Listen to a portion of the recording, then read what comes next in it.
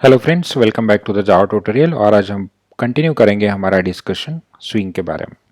तो last video में हमने दो वैल्यूज़ लेके उनको डिस्प्ले किया था, लेकिन वो दोनों वैल्यू थी स्ट्रिंग के फॉर्म में।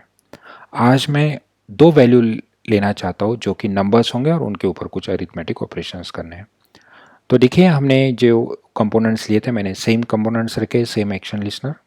फिर हमने उस जो मैसेज था लेबल का बस उतना चेंज कर दिया है, आउटपुट भी सेम लोकेशन पे आएगा। और हमने एक बटन लिया था और बटन के इवेंट के लिए एक्शन परफॉर्म्ड लिखा था, और बाकी हम यहाँ पे आज लॉजिक के फॉर्म में लिखेंगे।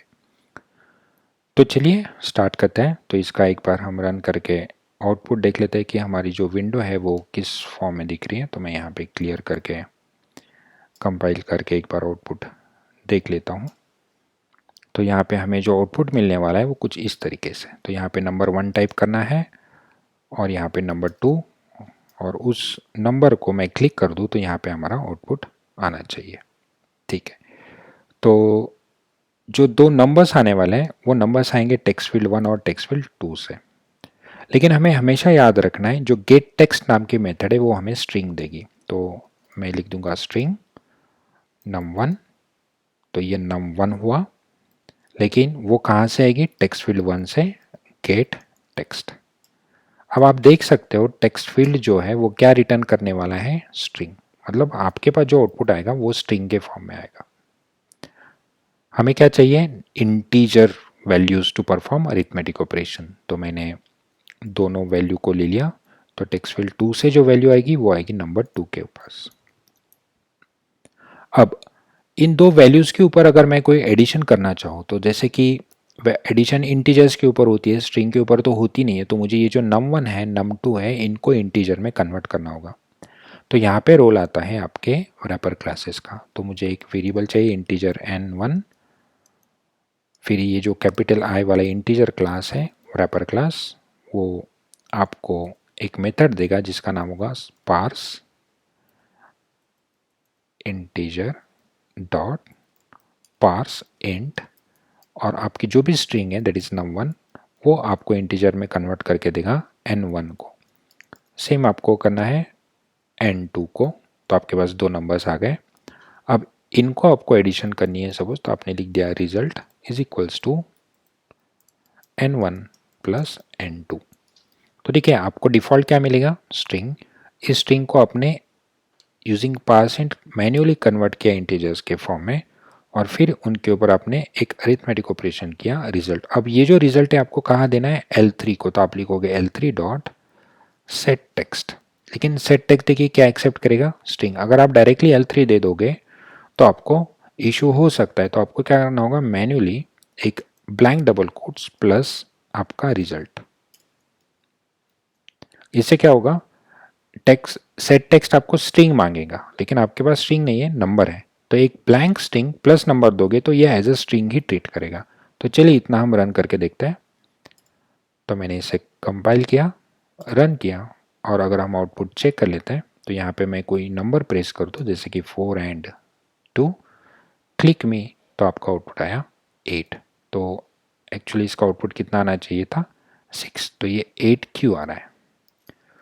क्योंकि हमने यहाँ पे n2 के कंपाइल करते टाइम यहाँ पे num2 करना चाहिए था।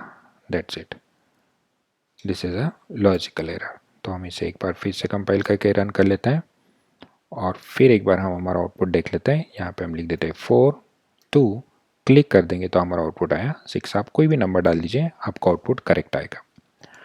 ठीक है, लेकिन अभी अगर यूज़र गलती से नंबर की जगह पे कुछ कैरेक्टर डाल देता है तो 4 प्लस जो भी कैरेक्टर है उनके एडिशन नहीं हो पाएगी। तो ये जो कोड है वो आपको एक्सेप्शन देगा।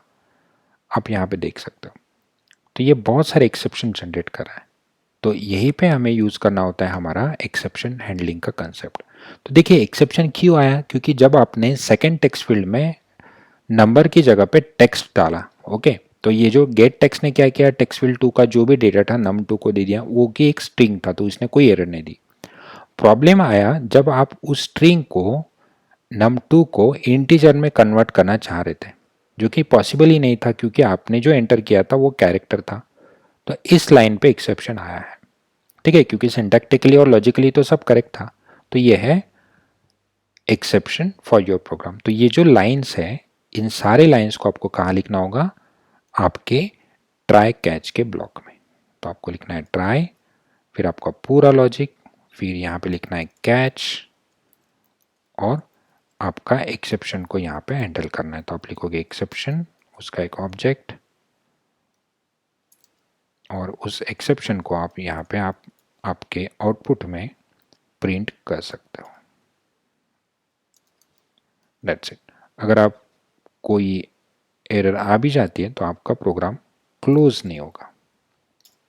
तो हमने कंपाइल कर दिया, फिर इसे रन कर दिया, और हम आउटपुट में चेक कर लेते हैं 23, और मैं यहाँ पे कैरेक्टर डाल दूँ तो यहाँ पे एक्सेप्शन ज़रूर आया है, लेकिन आपका प्रोग्राम क्लोज नहीं हुआ है। तो यहाँ पे आप नंबर डालिए और फिर रन कर दिए तो आपका आउटपुट आ जाएगा। तो ये था accepting numbers and performing some arithmetic operation. अगर आपको ऐसा लग रहा है कि हम ये जो डिज़ाइन बना रहे हैं ये बहुत ही मैन्युअली और कॉम्प्लिकेटेड है, तो इसके लिए कुछ आईडीज़ है। जैसे हम नेटबीन्स यूज़ करते हैं, इक्लिप्स यूज़ करते हैं, तो वहाँ पे आप ड्रैग एंड ड्रॉप से भी कर सकते हैं। आपको ये पिक्सेल्स मैन्युअली देने की ज़रूरत नहीं है, लेकिन आपको पता होना चाहिए एग्जैक्टली ड्रैग एंड ड्रॉप करने के बाद बैकएंड में होता क्या है। इसी के लिए हमने ये मैन्युअली किया है। जब भी हम सेपरेट ट्यूटोरियल बनाएंगे how to create a desktop application using Java, वहाँ पे हम लोग इक्लिप्स या नेटबीन्स का यूज़ करके इनको डिज़ाइन कर सकते हैं। तो अभी के लिए आप इतना ट्राई करिए। Will see you in the next video.